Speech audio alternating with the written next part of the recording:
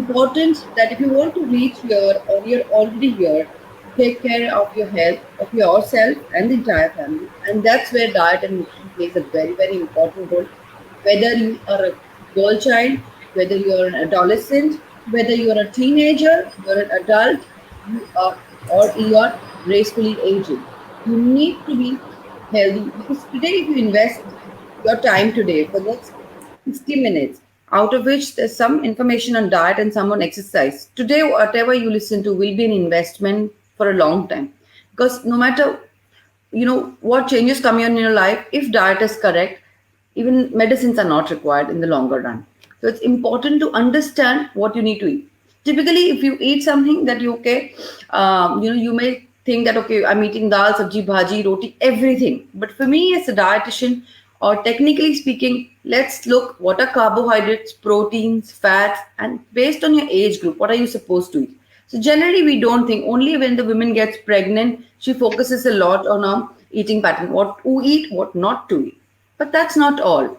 Pregnancy is just one of the phases of a woman's life. She undergoes a lot of hormonal changes every decade of her life. So let's look what are very important when you're a child, when you become an adolescent. Especially adolescent because at this age, about 10, you understand what you can choose. You can ask your parents what to eat, what not to eat. And today's time is very, very crucial because everything works from home. Children are not going to school, so they're getting food at home. There is no physical activity as in the past, and the pressure is increasing because you're glued to the screen all the time. And this is a very critical age because that's the time when there is a rapid increase in the growth rate of a child, especially I'm talking of a girl child. Now, here we see a lot of, and you will not believe that in India or globally, we find more than 70% of girls in this group are already iron deficient. And it's very, very sad to know that this is intergenerational. It means if a girl is anemic, when she becomes an adult who is anemic, will give birth to a child who will also remain anemic. And unfortunately, anemia doesn't only stop at anemia.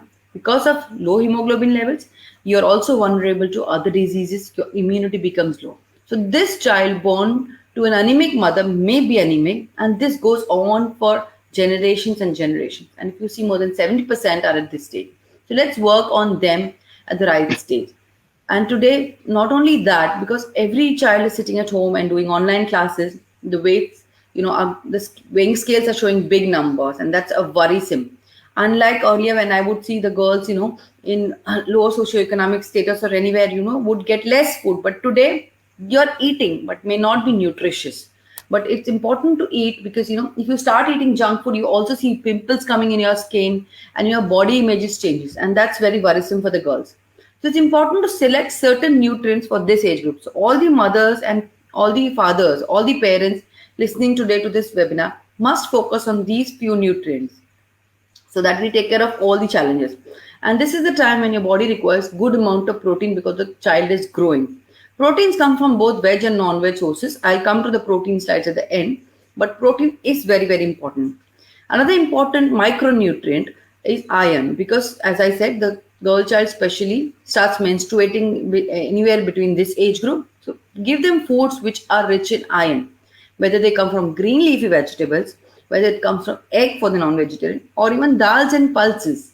Giving the girl child 1 or 2 khajurs a day is very, very important because it's a very rich source of iron.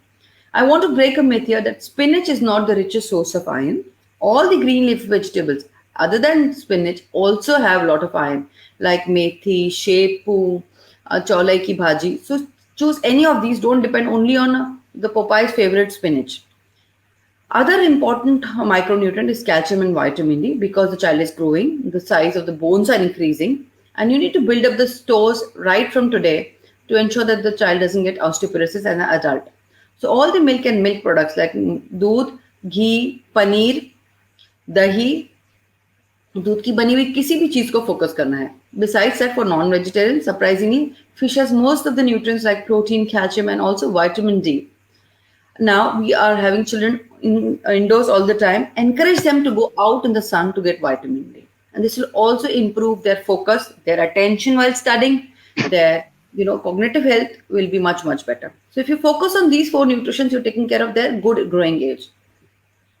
Going in the next phase of a woman, when she grows into a teenager and she gets all her degrees in place, she's looking for a job, or maybe she's already working and that she's planning to get married. She has to maintain a good health for optimum productivity and for reproductivity also, because this is the time when she has a lot of pressure. She's independent now, okay? And some of you may be in this group who have joined yoga because you're working during the day and you want to stay fit. You need to ensure that you eat good nutritious food also, because you're exercising, whether it is yoga and any other form. And this is a very critical phase, because either you get pregnant sooner or later, or you may have conditions like PCOS, which bothers the women, or you are just getting obese because you're sitting at home. And today, being at home, you're not getting enough time for physical activity. So all these challenges come up if you become pregnant in later years of life. So women who are planning to get pregnant sooner in this age group must focus a lot on the folic acid.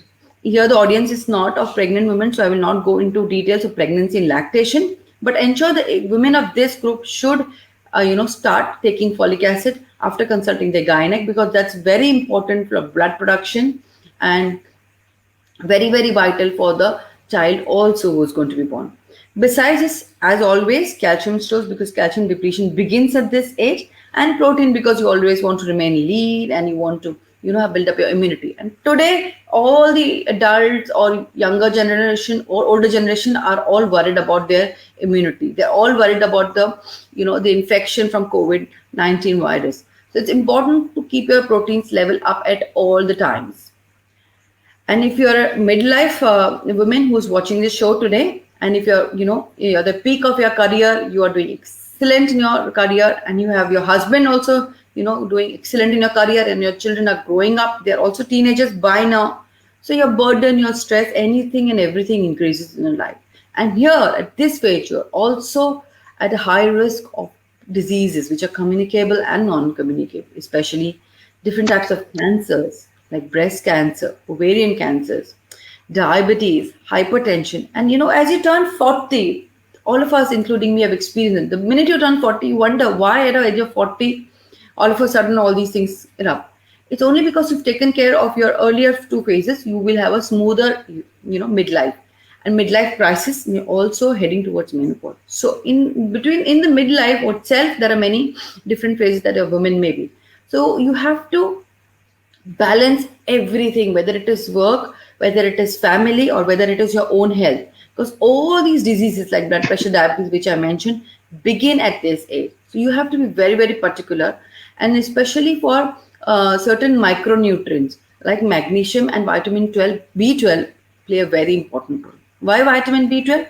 Because if you keep your vitamin B12 in good levels, which you see in most of the people now, okay, it can prevent cardiovascular incidences. It prevents the increase in the homocysteine levels.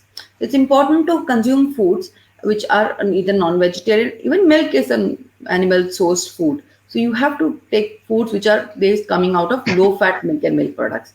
Magnesium, of course, because you are at a high risk of osteoporosis at this age, and you are depleting all your calcium stores. So specifically, if you ensure that your food has these food groups, you will be able to manage this.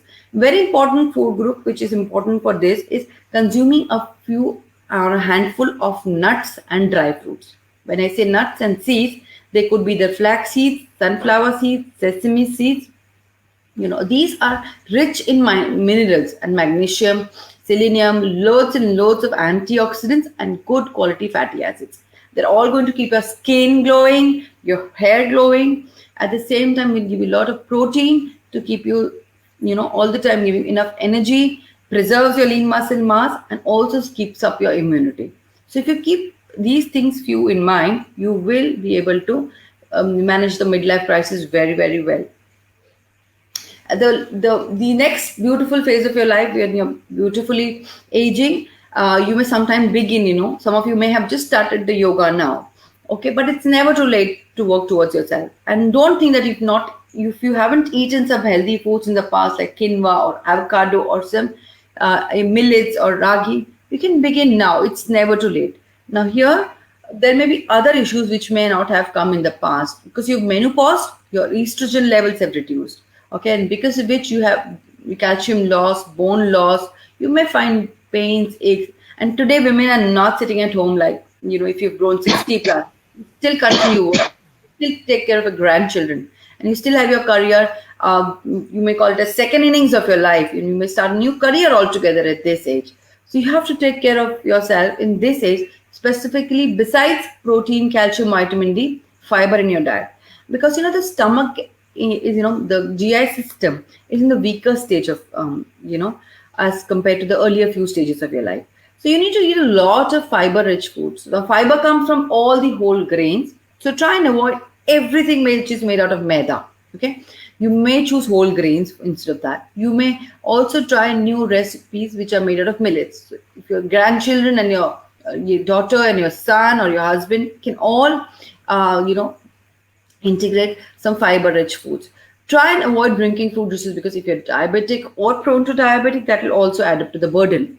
So try and eat whole fruits and vegetables. And if you keep fiber in intake, your gut will remain, because we say, it all starts from the gut. So a good gut is a good health. And especially this age when your estrogen levels is good, I would suggest all the women to take some kind of soy-based products, whether it is soy nuts, whether it is soya flour, whether it is soy milk. You must integrate soya, which is a plant-based phytoestrogen. Not only that, you will get a lot of antioxidants. You will be aging very gracefully. It will delay your aging. It will help you in all other different micronutrients which are required. So if you see, all the age groups have a very, very super food, whether you are a young girl, a mid-age girl, or a adult woman. And the superwoman definitely requires a lot of protein. For those who are vegetarians, don't get disappointed, because all the milk and milk products are available from low-fat milk products. Whether it is almond milk, whether it is dairy milk, whether it is soy milk, you have different options available now. And it's very, very easy to incorporate. The other cheap options are consuming pulses, okay? Pulses, dry fruits, nuts, peanuts. Don't worry about the cholesterol, because plant foods do not have cholesterol. They are cholesterol-free. It's only the amount of good fats that you get among vegan foods or vegetarian foods are a better choice. You just have to simply make the right choices. Suppose you're a Gujarati or a Maharashtrian who's eating things like doklas and muthias and dosas, because I'm viewing the audience from Maharashtra and others. It's very simple to just change the ingredient. The menu, the recipe may remain the same. So if it's dokla made out of rice, just use moong dal. And today you get all the recipes on the YouTube. You simply need to change one ingredient, the main ingredient. Instead of rice, you can either use a dal to make the dosa, or you can use, soya as an ingredient to make muthias. Just one ingredient every day will add protein.